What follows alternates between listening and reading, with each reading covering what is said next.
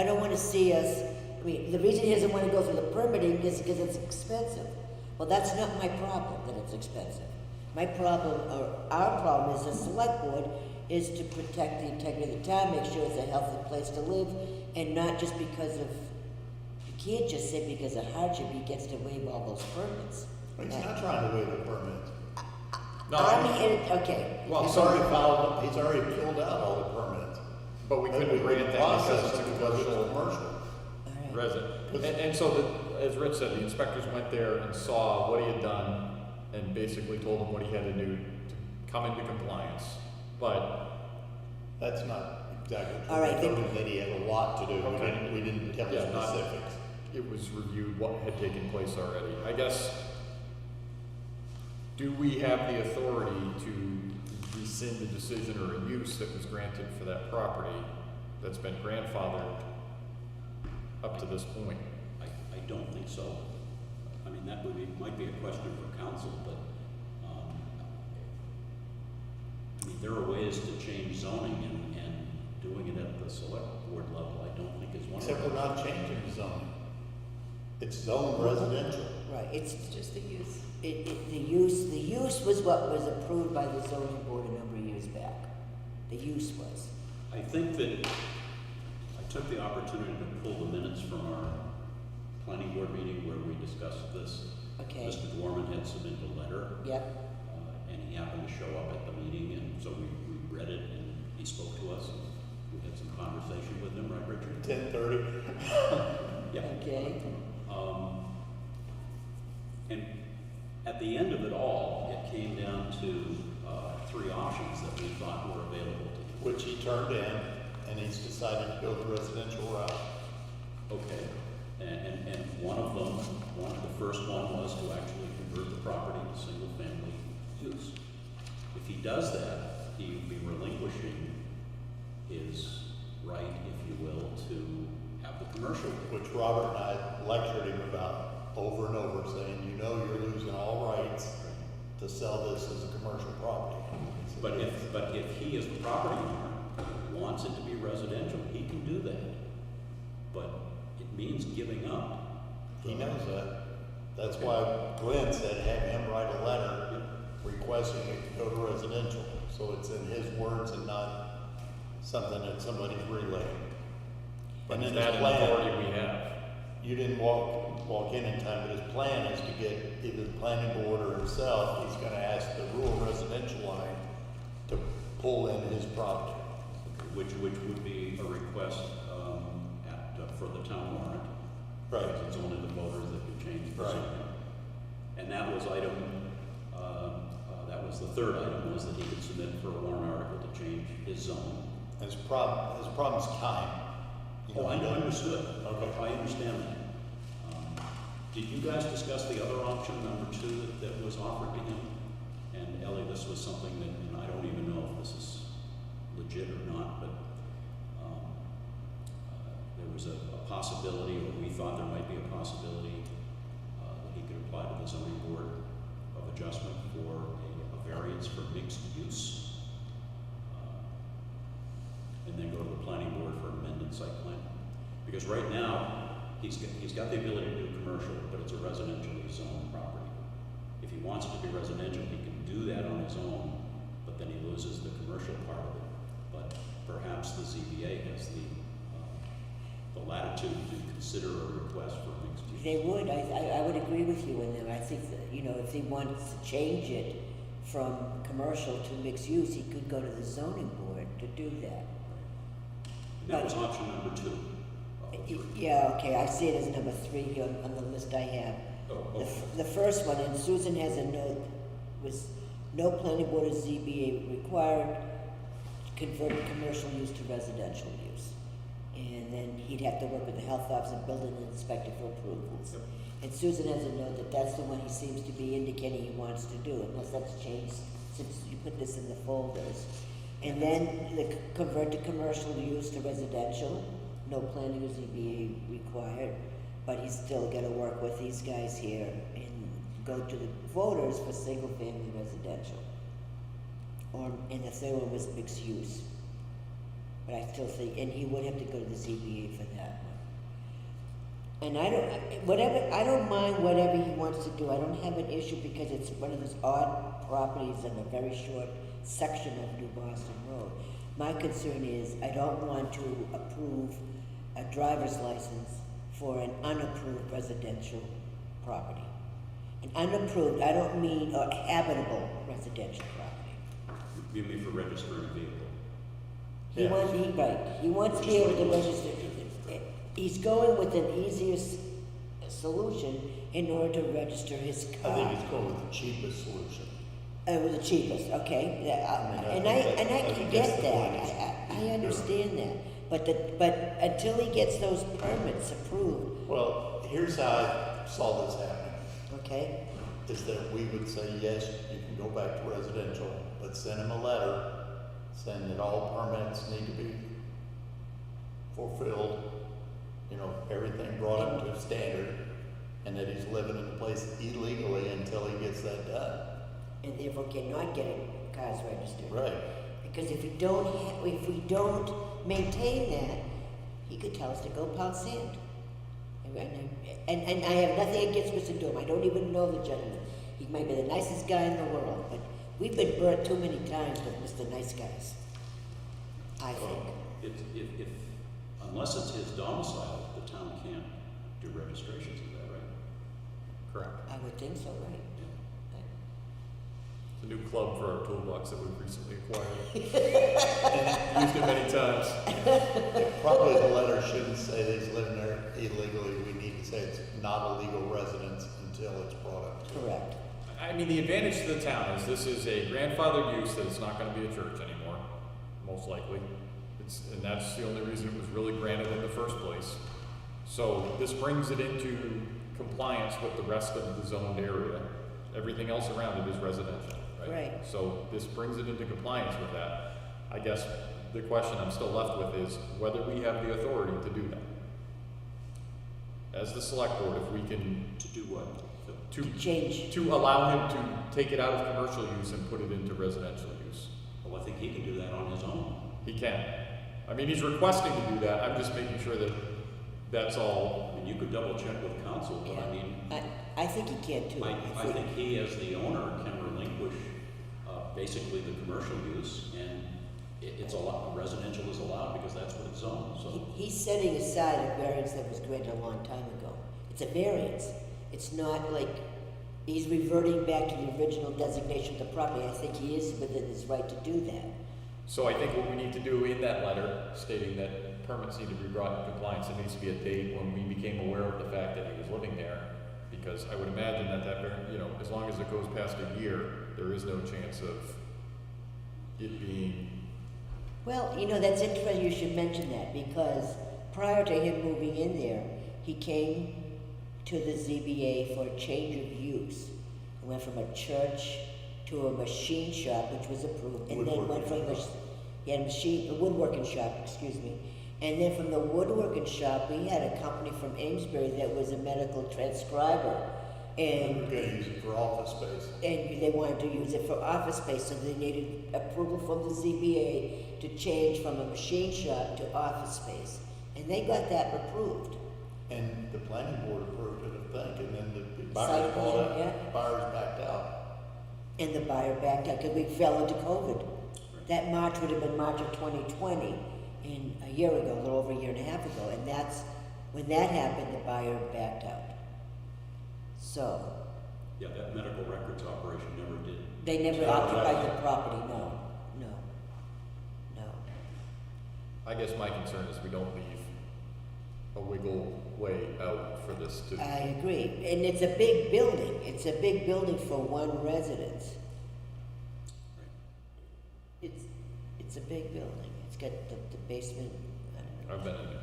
Okay, So he's indicated that he wants to convert it back to residential. right. And that's okay, as long as he's got these permits. He's thinking rural residential, because then he could do some kind of business at the same time, but gets into a whole nother topic and another story, and, Is it you know, rural? or a two-family, which gets into a lot of issues because the basement is divided up real strange with no egress, so, you know, he's thinking about the future a little bit. So we have to be very specific with the letter. Is the actual zoning single family or rural residential? Single. It's currently single, but it's right on the border of rural residential. That's why I said one lot. The Okay. antique place there is. Yeah, okay, so he would have to come before the town with a warrant article to change from single family to a rural residential, Correct. regardless. Correct. Okay. And if that did happen, that would then open some possibilities for him to do commercial or to do duplex or. Mixed use or mixed- whatever, yeah. There's yeah. more flexibility for him Yeah, than single family. and if the town approved it, why not? I mean, you know, that's okay. Right, Has this been reviewed by council? No, no, I mean, no one seemed to mention that until tonight. You know, Glenn said it was an easy thing, so I can talk to Sandra tomorrow. How did Glenn Greenwood counsel you when you, He said if he writes the letter requesting it, is what he had to do. He said, we want that letter from him. yeah, We don't want him to verbally say that's what he wants to do, we want to request, and that's what he sent. Because he said then he could come back and say, well, that's not really what I wanted, because he's changed his mind 3 or 4 times. yes. Uh, Yeah, whatever happens, the town needs to have some documentation that in fact is. so I think whatever we decide, I think it should be pending a go-ahead from Sumner. All right, I'll talk to Sumner about that, and Does then, that make sense, Glenn? Okay, thank you. and then take a stab at the letter, then we'll look at it. Or I'll have Susan. Yeah, I send mean, it if out it's to just a the- matter of him self-declaring that he wants to go back to residential, Which and he's that's the done. green light, then I don't think it really takes any action on our part, but Except for limiting his ability to register his car until he has a legal residence in place. Because I will not vote for it unless that's in there. okay. I don't see Mr. Wilder out there. Yeah. Is there any We indication? didn't think he was gonna come, Okay. and I don't see. Mr. Dufresne is not here. That brings us to our first public comment section of the evening. Anyone? Okay. Committee liaison reports. I have a question on a discussion we had. I was talking with Tammy. Remember when we were talking about the fees for the supervisors in the checklist? And there seems to be some discrepancy whether we approved an annual stipend of $300 plus an hourly rate for elections, or whether we approved a $300 stipend per election plus an hourly rate. And if, for example, next year, they get a stipend for each election plus an hourly rate, the total cost would be $3,780.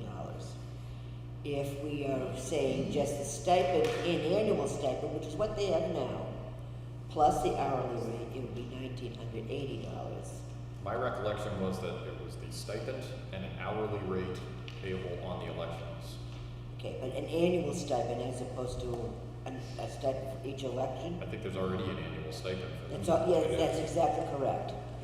I put down in the minutes it was 300 per election, so.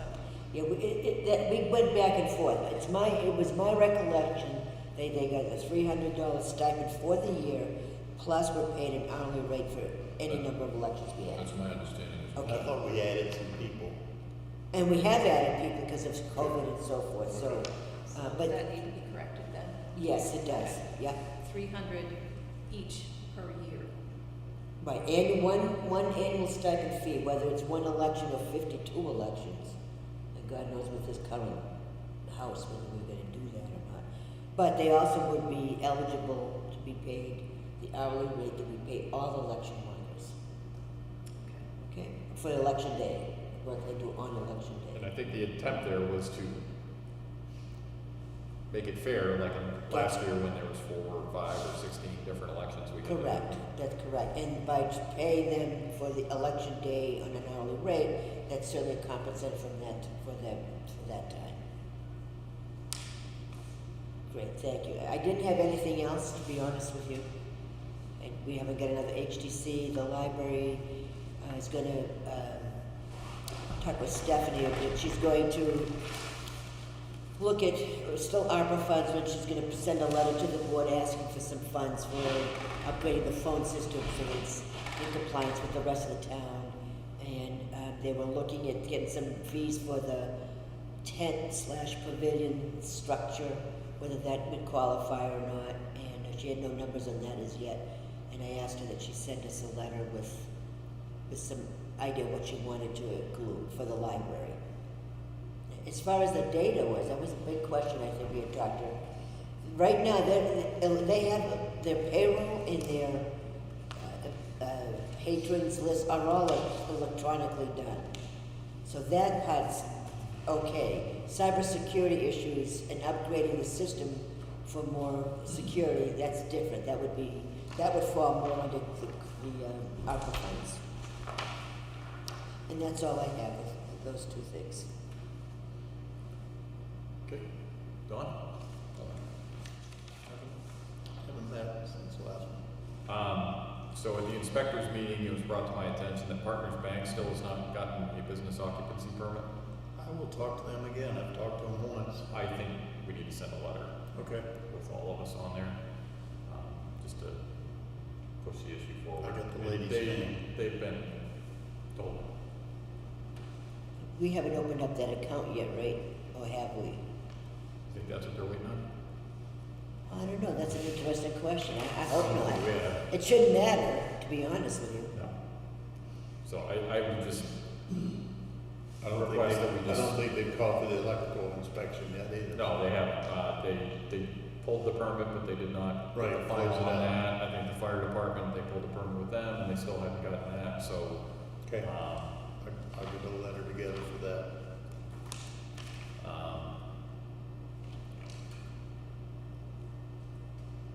And then another one that came up was,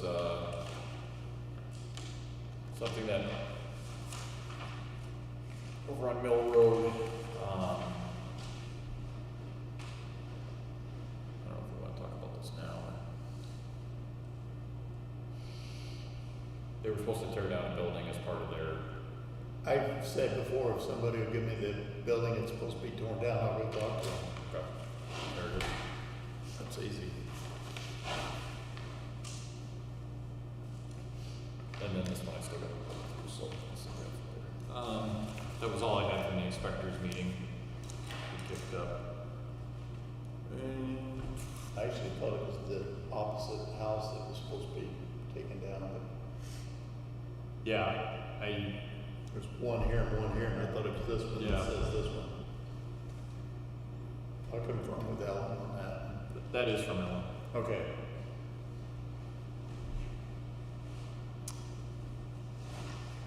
Okay, old business, sale of town-owned land, we need to confirm the lots, terms, date of auction.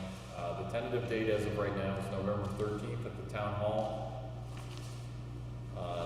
The auctioneer will be sending a brochure to abutters only, no general advertising.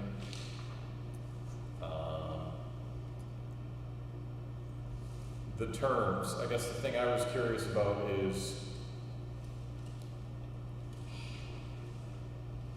since we are restricting it to abutters, can we mandate a lot line adjustment so that those lots disappear from the record? So basically, if an abutter buys it, it just becomes part of their property, so that there is, I think from what Summers said, we can do anything we want to. Right, I thought so too. I didn't think we had to do any other hoops. I just think if we're making the accommodation to only allow abutters because of the size of lots, and it's bringing, non-conforming lots into conforming, or more conforming. Be less non-conforming. Less non-conforming. I know, tongue twister. Is that a stipulation we want to put on there? Yes, Yeah. yes. Come on up. And in that case, I believe it would be a simple lot merger as opposed to lot line adjustment. It's a less complicated process. The only one I was, and I guess the reason I said lot line adjustment is there's one that is bisected by a paper road. So there's one person buying it, but they're gonna split it with their neighbor. So that one, I guess, would be the only one we have to. That one might be different, but the That other one's just, I think, Is subject to lot merger. right. And that's a matter of notifying the assessor, have Tori update the property file so that their lot now encompasses lots A and B or units. And there's notification to planning board, there's an application, but there's no public hearing required, but the planning board does sign off on it. Okay, Yes. So, but it's a simple process, it's not a public hearing, there's no notice given as far as butters or anything like that, so it's very simple. okay, so. Lot line adjustment is different, that's public hearing, the whole 9 yards. I think Kevin's kind of taking this to heart and that we ought to let him come up with this list and everything and then Okay. go through it. My question is, what if we don't get a minimum bid from the butters? Are we gonna open it up or are we just gonna keep it? Well, that's an interesting question. I mean, I don't think that's gonna be an issue, but what if? I mean, I don't want, Well, I think we have to keep it because if we're restricting it to abutters, then we have to keep it, because it's never gonna be a buildable lot. Well, I think we have to keep it until the next time we auction property, and then it'll be open to everybody. Oh, there you We can go. just list that, and the next time we sell property, that's open to anyone, since the abutters chose not to take it at that so time. that may be one thing we put in there, that if the butters do not reach minimum bid in the future, this will be open to anybody. That's a good point. I mean, and This again, was- this was this the test was case. important. to just- Yeah, I mean, I was just thinking of it, thinking, well, what if we get together and say, well, let's not bid on it? And have Figure no they're gonna bid, get it anyways. and then turn around and say, well, I'll give you half of what you were asking for, later, so. Yeah, I think there's been some questions about the minimum bid price, and this board has reiterated that the price is the price. So, Okay. I mean, do you guys agree with that, that we just hold Yes. on to it Yeah. and push it the next time we do an auction? Yep. Consolidated Communications.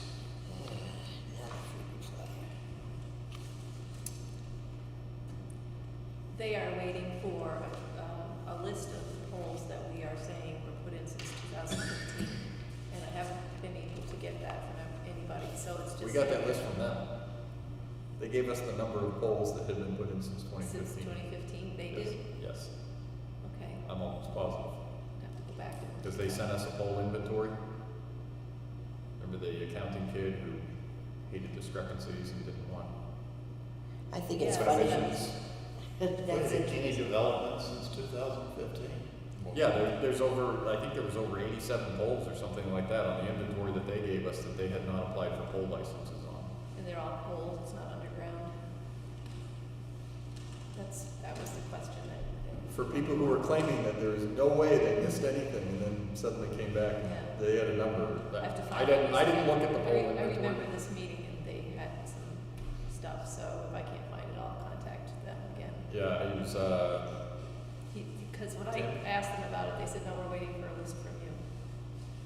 I think they're stalling is what they're doing. I don't understand why. no, I don't think they are. Susan, I can meet up with you on that tomorrow. Okay. And then that segues into another one, the double polls. Are we ready to proceed on that? I mean, my guys went around and made a list. Made the list up to you guys, I don't know the total number of polls, there's a slew of them. The only way you can get consolidated to do anything is if you send them a registered letter, referring to the RSA. From the day they receive the registered letter, they have 30 days to remove all those polls. Okay. Or the town can hire some contractor and remove them and charge them and actually make money on it. And if you guys recall, we were gonna put that as a stipulation in the settlement, but Right. because there's another way that should be resolved and we hadn't followed that process, we just requested that they bring all poll licenses into compliance. so, I have a copy of that list.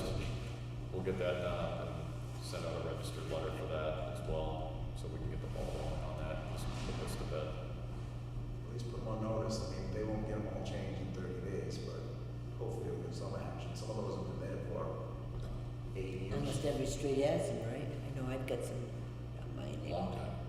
And as hard of your letter, you can tell them that you're going to revoke the license because they only have a license for one. So, you know, if it's one or both of those poles, it's an unlicensed pole and all the liabilities on them. So, I mean, if a car hits a pole now on Ball Road, what's it cost? About $15,000 to get a pole replaced? Well, now instead of phone company charging $15,000, they might be buying that person a new car because it's an unlicensed pole. And that needs to be stressed in your letter that these are unlicensed poles, they're not supposed to be there, and they're there at your risk, and if they get hit, you know. The person that owns a vehicle or their insurance company's gonna be made well aware of it by the town. Those poles are illegally, and you can't be charging something's illegal in right away. Why don't I meet up with you first so I can get all the RSA information to do that appropriately?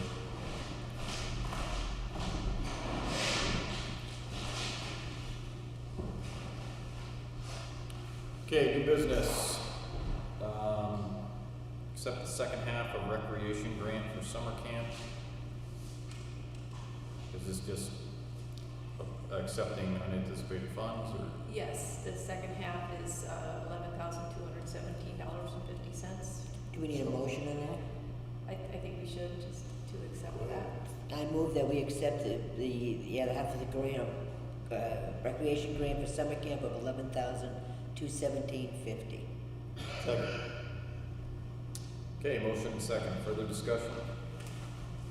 All those in favor signify by saying aye. Aye. Aye. Opposed, abstained, motion carries. Then we have a sample okay. So I had requested that Graham, Yeah. send us a copy of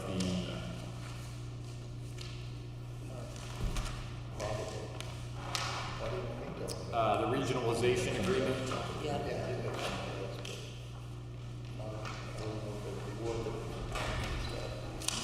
I have not had a chance to look at it yet, to be honest with you. Yeah, Yeah, I think we talked about that next meeting after we had time to look at it. yeah, this was just stemming from the department head meeting, so if you Yeah. get a chance, please take a look and we can just kind of start getting our game plan together on that one. Okay.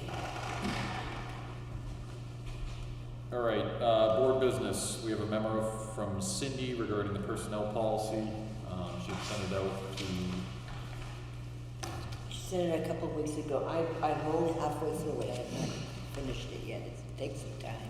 Puts me to sleep.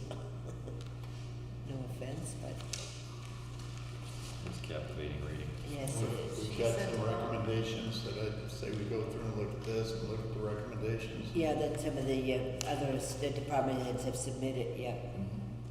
I agree. Maybe we sit in a little powwow over that sometime. Yeah. We need coffee to keep us awake. The assessment thing, Yes. they basically want us to tell them that it's okay to go into houses. So towns are either telling them yes or no with COVID. And if we tell them yes, they still have to ask the homeowner for permission to come in. And I hope they do that. Well, I They're know, but I supposed mean, to. to me, it's a homeowner's decision, not really ours. You know, Well, I think we should say, yes, the town Yeah. allows you to go in with the homeowner's permission. okay, Because they're not gonna know exactly what's in that house if they just do a drive-by. right, okay. But if the homeowner says it's not there or doesn't allow them, then that's their option, and Yeah, they don't go in. What was the policy previously? well, it's always, it was stopped during COVID, that they could not enter. And now they said about 80% of the towns are letting, there's still a few that are still saying no. But to me, it was a yes, and I just thought I'd bring it up here to make sure. The letter to Tammy that's in there to sign, Yes. this is for the New Boston Road resident that's been living in the trailer that's ignoring the letters to get out. And it's gonna basically tell Tammy that she can't register his car, as it just so happens that he's due in October. And the police are aware of this, and gonna be on call. Okay,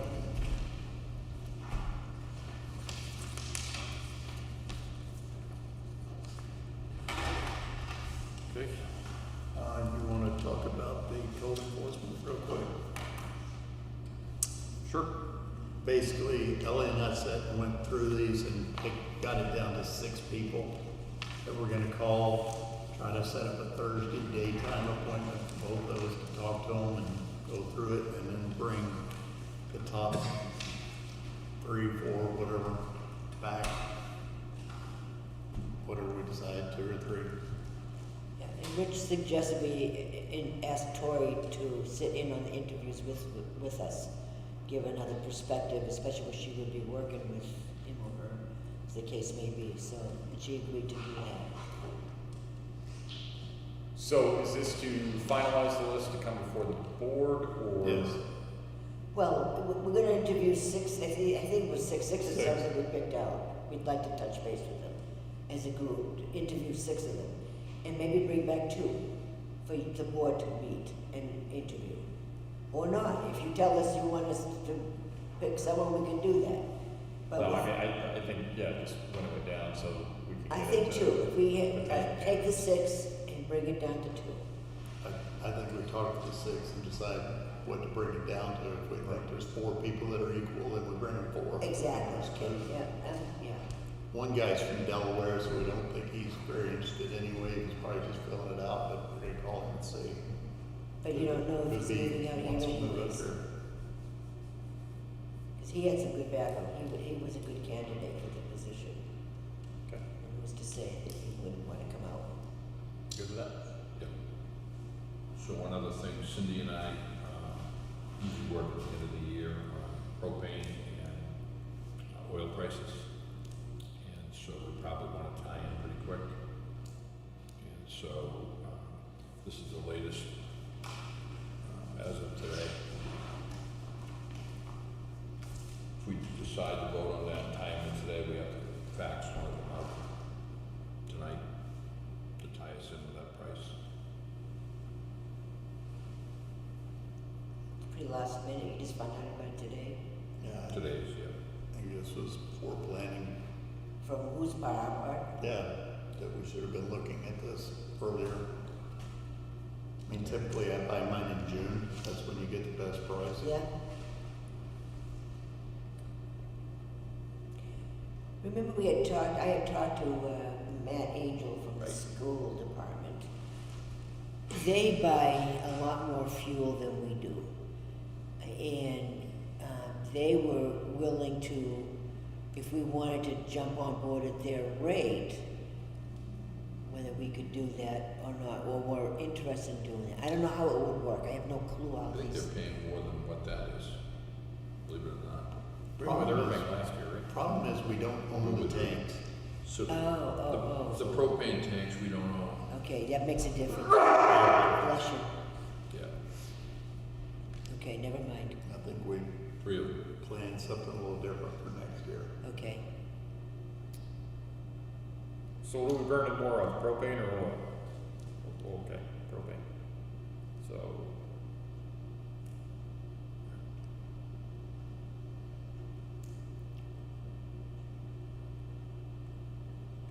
So we going for Palmer or Irving here? Well, Urban owns the tanks. They own the one, at the library, one with Rich, and one at the fire station, right? Yeah. So Urban owns that steel and, Yeah, but this, we have to buy the new tanks or rent the new tanks. I mean, if we have one company with the tanks, they gotta come and take the tanks out and there's a fee Well, if attached. it's underground, they just buy it from the they other buy it company. from the other company. So they, That's- so that's they where the screw the town- homeowners when you switch companies, That's what where you're the saying. town should have bought the tank. And I own my own tank on Derby and I paid $1 less a gallon than most people because I own a tank. Because it takes the liability of the company have to replace it every 15 or 20 years. So that goes with the market.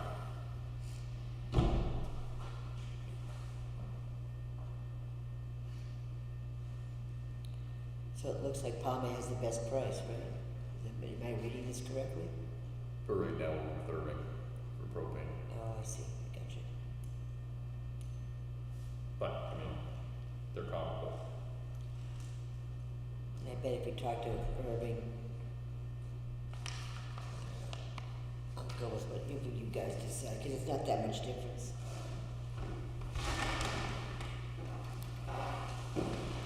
How have they been to work with? Fine. Call them here. We had Palmer a few years ago, 5 years ago, they were all right to work with. Before that, we had Hafner's.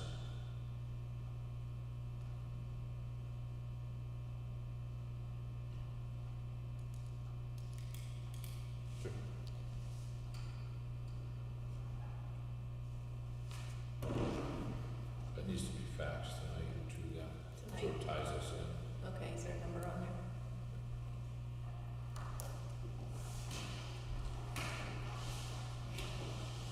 Okay, any other board business? Okay, that brings us to this evening's public comment.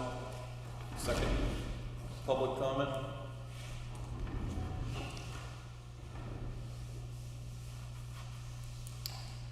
We had 2 appointments earlier, those have already passed, so this would be the time if you want to address the board. Take them in order of when they were on the agenda.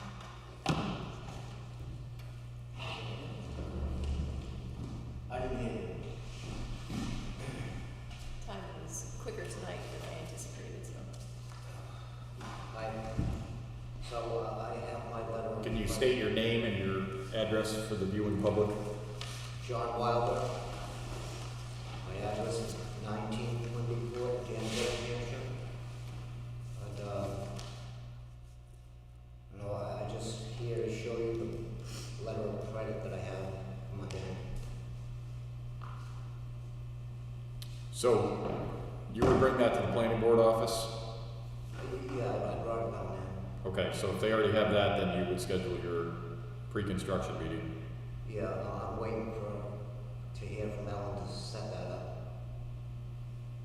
But, I was supposed to bring this here so you could release the, cease and desist. We won't be releasing the cease and desist until the pre-construction meeting has taken place. Okay. Did you leave that with Cindy downstairs today? I think she's still, Waiting on Sumner, right? she was gonna have that looked at by our attorney first before it goes any further, so it's not quite ready. Okay.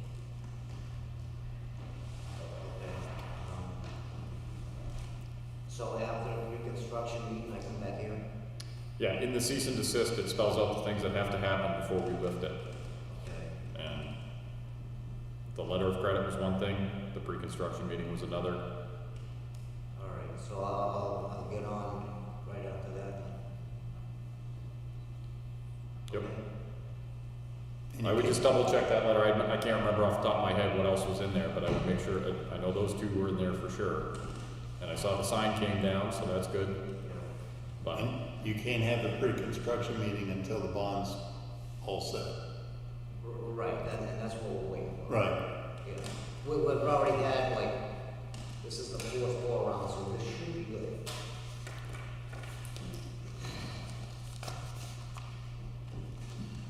alrighty, All right? thanks for coming in. Yeah, thank you.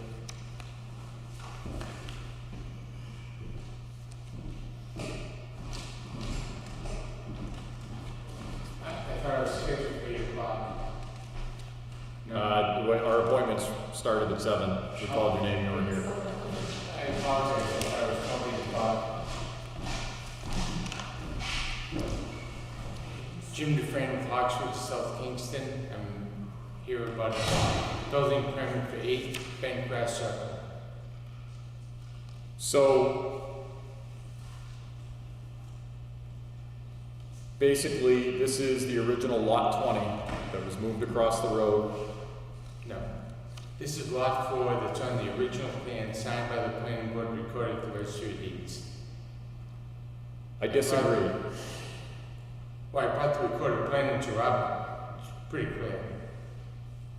I brought in the as-built plan for the foundation by a licensed land surveyor showing 8 Bentgrass Circle, Lane Unit 4. The original building permit that was issued, that was moved across the road, was for lot 20. I have the foundation permit signed by Robert for Land Unit 4, 8 Bentgrass Circle. That was done in 2016, and I brought in an as-built plan by a licensed land surveyor that was just done again. Land Unit 4, 8 Bentgrass Circle. On the recorded plan at the registry, signed by the planning board, it's Land Unit 4, 8 Bentgrass Circle. I thought when you were at the planning board last time, there was a house that was supposed to come off that plan as part of the agreement. It did, Land Unit 20 is not on the plan. That's not Land Unit 20, that's Land Unit 4, 8 Bentgrass Circle. The house is framed and not sided. So which one was the one that had a foundation there that was covered over? That It has to be footing that was in there for what was Land Unit 20 across the street. The judge said you cannot move Land Unit 20 across the street. The next week, I ripped out the foundation, broke it up, and filled the hole. And that was land unit 20? Again, you have a licensed land surveyor, stamp plan I brought into Robert showing Land Unit 4, 8 Bentgrass Circle that's there in framed. This is the latest one from the planning board that you're looking at, right? That's what they just brought down the other night. Don't you have a new plan from the planning board? This is what Ellen brought this to us on Friday. I haven't seen it. Okay. And I think that's the drainage plan, there's no house for lot 20 there, Land Unit 20, I apologize. And Land Unit 20 is over where Land Unit 18, 19, and 21 would have been. When we talked with Glenn and Ellen, what they told us was that you can call it whatever you want, but the building permit has to be for lot 20, because that's what the foundation. The foundation permit clearly shows issued in 2016, Land Unit 4, 8 Bentgrass Circle. I have a copy of that. I can bring. Robert has a copy of that. The licensed land surveyor just did another foundation survey for the house that's up, that's not sided. It's Land Unit 4, 8 Bentgrass Circle. On the plan signed by the planning board and recorded at the registry, it's Land Unit 4, 8 Bentgrass Circle. If Land Unit 20 is across the street, and the judge clearly said you cannot move Land Unit 20 across the street, it has to stay where it is. In the court's decision that the court found for the town planning board, when Oxford filed suit.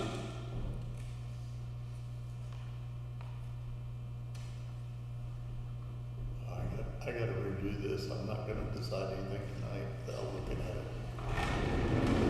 Well, you have a recorded plan signed by the planning board showing what's there. You have a foundation permit issued by Robert. Okay, showing so the what's there. foundation for Unit 20 was granted for 6 Mulligan Way on January 25th, 2016, but was, 6 Mulligan Way is not Bentgrass Circle. but was instead poured on Bentgrass Circle without an approved amended site plan by the planning board. And that Portions footing of the was house written up were in the constructed road. without permits. Upon discovery of Unit 20 being built on Bentgrass Circle, a cease and desist was issued for Lot 4, 420, see attached. After several attempts to get an appropriate revised site plan, the board denied a revision, leaving the existing approved plan 37717. The town was taken to court over this action. After the town won the aforementioned court case, a revised plan was submitted to the board that included keeping the placement of the foundation and partially built Unit 20 in the Bentgrass Circle location, but added in a new location for Unit 20 back on Mulligan Lane. The planning board's condition of approval for the revised plan, which was agreed upon by the applicant's representative during the hearing, required removal of the Unit 20, now shown as proposed on Mulligan Way. The approved signed plan shows the additional Unit 20 removed from the approved amended plan. This is not a recorded plan, but is signed and available in the planning board office. Per the court decision, the area formerly shown for the placement of unit number 4 on the original plan needed to remain open, as it now was the area needed for any future access to the septic within the circle. Without this access, the integrity of foundations were threatened and increased the density on Bentgrass Circle. Please refer to the court decision. So that's what I have. I have a recorded plan signed by the planning board, land unit 4, 8 Bentgrass Circle. I have a permit for a foundation, land unit 4, 8 Bentgrass Circle. I have an as-built plan stamped by a licensed land surveyor. But when that permit was issued, it was poured in the spot that now needs to remain open, correct? I don't know. I don't know what you're talking about, which spots. All I'm The going one by you busted is- up and covered over was There where was, the there was, report there was a foot and put in for land unit 20 across the street that the judge said you cannot move it there. It was broken up and filled, and that's the area for access to the septic system. Land unit 20 is there, there's an as-built plan for land, I'm sorry, I apologize. Land unit 4 is there, the house that's not sided, there's an as-built plan showing the foundation, land unit 4, 8 Bentgrass Circle, there. There's a signed plan by the planning board recorded at the registry. Land unit 4, 8 Bentgrass Circle, there. Land unit 20 is on Mulligan Way across the street. There's nothing over there. That's Mulligan Way. This is Bentgrass Circle.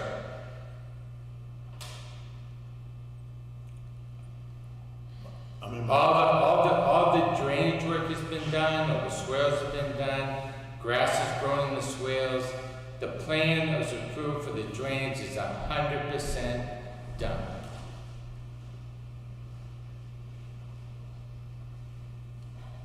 Culverts, the right size, the right place. No, we're like almost there, but this has been a sticking point Culverts. since like, Swales. since this was discovered. This has been You discovered have over block recorded- 20 versus 4. You have a recorded plan at the registry signed by the planning board showing land unit 4, 8 Bentgrass Circle. You have an as-built plan by a licensed land surveyor, land unit 4, 8 Bentgrass Circle. Land unit 20, Mulligan Way, is across the street on the beginning of the cul-de-sac that per the judge's orders, the decision could not be moved across the street. That's why the footing that was there with the whole dike got broken up and filled to the access to the leach field. But you're saying that, but the one that got broken up and filled is right here. That's land unit 4. Right there is the one that got broken up Is and filled. is that a licensed land surveyor at the bottom right hand corner? I can pay a licensed land surveyor. No, to draw whatever I want on a piece of paper because and say it it's the looks, rules. it looks like the plan that Charlie Zotes did, showing land unit 4. I'm just asking. Is that the most recent one you have in your hand? I have no idea. This is a visual aid to explain this whole situation that takes 20 minutes to explain to anyone what's going on here. I'm sorry, Lon. What part didn't you understand? Right from the beginning, I don't really. This is a visual aid that was given to me to show what is going on with this plan, to explain the difference between number 20 and number 4. And all I'm asking you is, on that, what you're holding there, when was that dated? Is there a date on there? Is it done by SEC or Charlie Zilch or Brian R. Haynes. Brian? Yes. So anyway, this one that you're calling number 4 is the one on the corner. It's not in the corner. Well, I guess which way is it? The one that was 3 inches from the pavement that started all this. Well, I think it's 3 inches from the pavement. Okay, Are you talking about the house that's not sided? correct. Okay, that's land unit 4. That's what you're calling land unit 4. That's what the licensed land surveyors call land unit 4. That's what the town Okay, is. good for him. What? But the problem is, this has been under contention since the beginning of this whole thing. Starting from day one, this is, when I came into this situation, this was the problem. Unit 20 just kind of moved around. There were permits issued for it, The one that you broke up and filled in. Unit 20 is across the street on Mulligan Way. This one right here, Yeah. this one that's hand drawn in, that was unit 4. That's the one that you broke up the foundation for and has to remain open. No, I don't think that was land unit 4. That's okay, because there's nothing there, and it's open going to the septic. That area there does not have anything on it.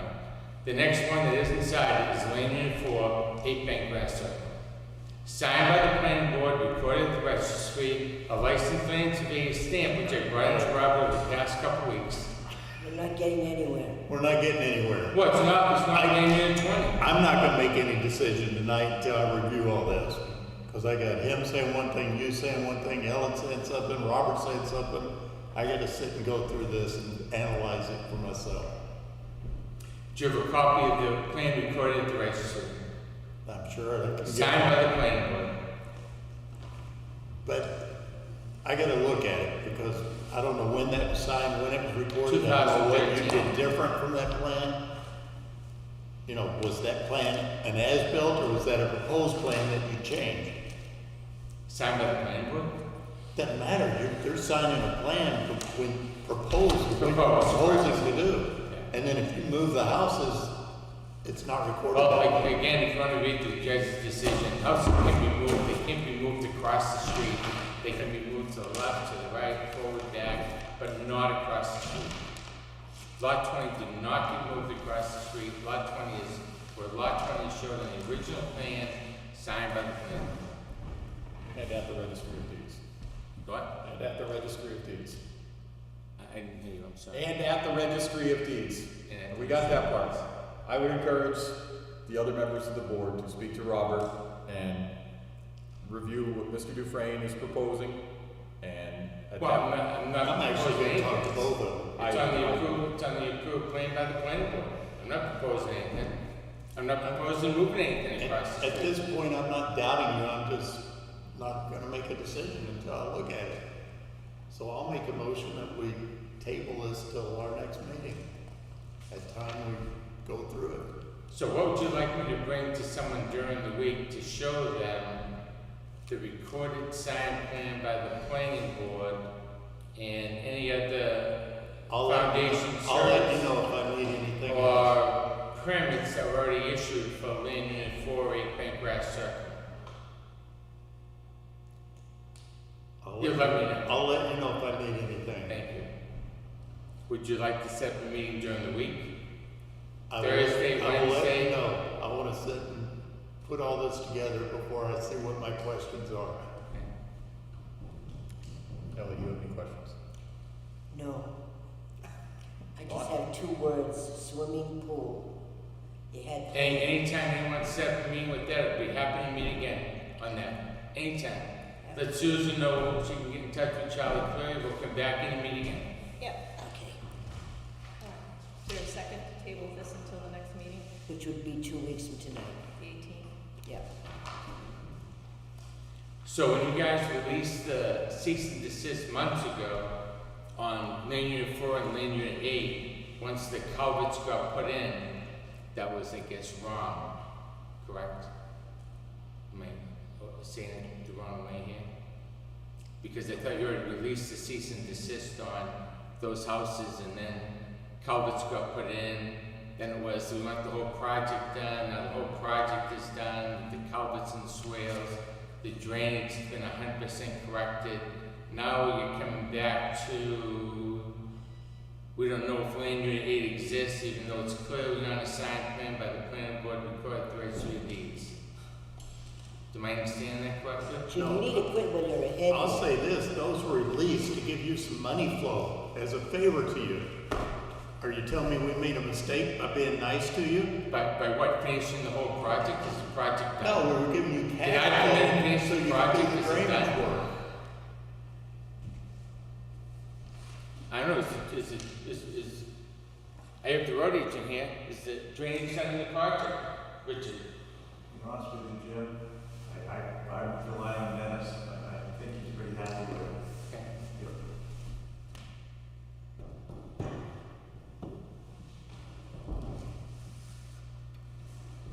Well, I guess, will I have the opportunity to meet with Richard before the next meeting in 2 weeks? Absolutely. Thank you. That's it, I'm done. Thanks for coming in. See you in 2 weeks. My pleasure. Can't Have a wait. nice night. Oh.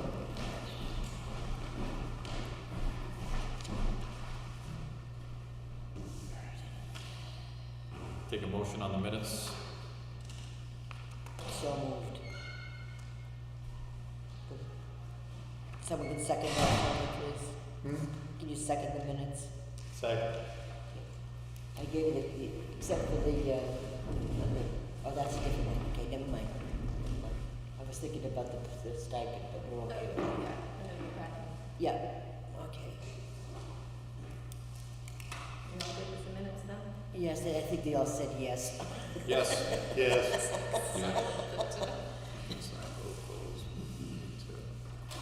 Honest to God.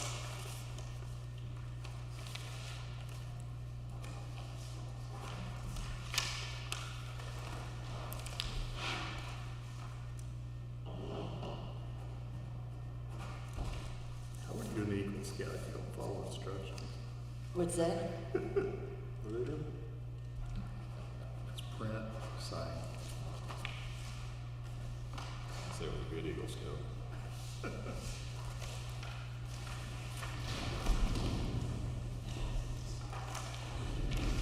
Okay, Done?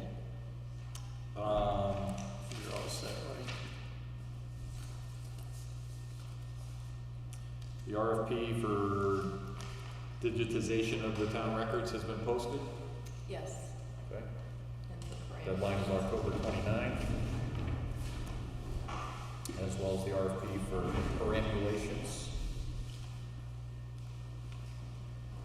Daniel and Brentwood are open to participating. They both Good. contacted me, talked to their boards. That's good. Sounds like, That's good. Get Okay. children done. yeah. I have one non-public item regarding a legal matter. Are there any other non-public items? I don't think so. Yep. Just go one item. Yep. So, somewhere there should be a,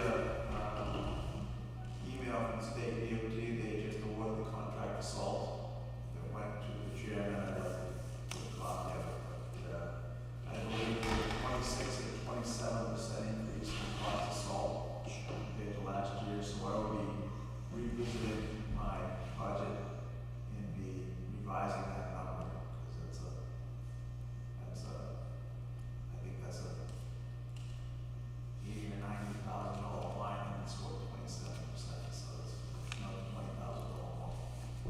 Did it appreciate in value as it was sitting there being unused over the summer? Or? Yeah, I wish they filled, July. Usually wait till September, October. Farmers Almanac says we're gonna get buried. So, and that's all great, so I'm just giving the board a plan on our similar budget, on that. Thank you. Thanks, Rich.